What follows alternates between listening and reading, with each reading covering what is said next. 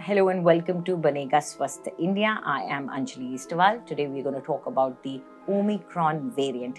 That variant that originated in South Africa and is currently spreading all across the world. Many countries have decided to lock down their borders so that the variant does not spread too fast in their country, so that the people who are carrying this virus do not enter their country.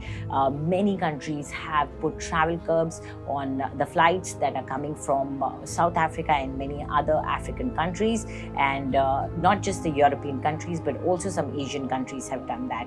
Australia, which was planning to open up its borders for students, has again decided to put that on hold. So many countries are right now hesitant in letting people from, especially people from Africa, letting them inside their borders. India has not taken any such decision. India will not be stopping people from South Africa or any other African country from entering India, but there will definitely be stricter guidelines which have been issued. Tracking and testing is something that India will be focusing on. The central government has told all the state governments that have major international airports to follow very strict guidelines. It is expected that anybody who comes from South Africa or any of these African countries will have to carry an RT-PCR test report that is negative, and it should be within the 72 hours that the test should have been done. Apart from that, you have to carry a self-declaration which clearly states where all you have been traveling for the last 12 to 14 days.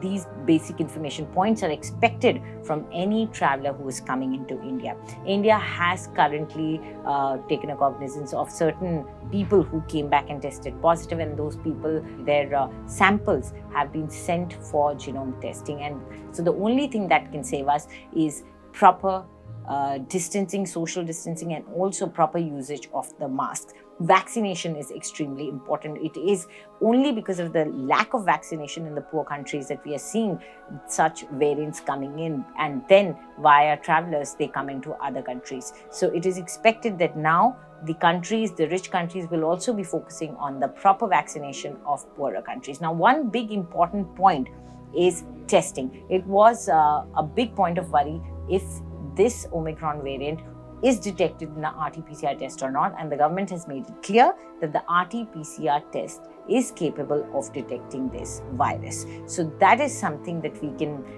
be a little, relaxed about, that it can be detected easily. And the other thing is that till now, the cases that have been reported in South Africa, the data that is coming out, which it clearly sort of shows that this particular variant does not cause a very, very severe disease like the Delta variant. It may be highly transmissible, but this is still under investigation. So this is not something that we should take as gospel truth. It is being reported by the doctors of South Africa, but it is not confirmed right now. So they are saying that it's a possibility that it causes extreme fatigue, it causes an itchiness in the throat, but it does not cause the classic symptoms like loss of sense, loss of taste. For that matter, even the throat is not sore or anything, it's just an itchiness that you feel. So these are some pointers that they have raised, and in fact they have said that most of the cases do not need hospitalization, and ICU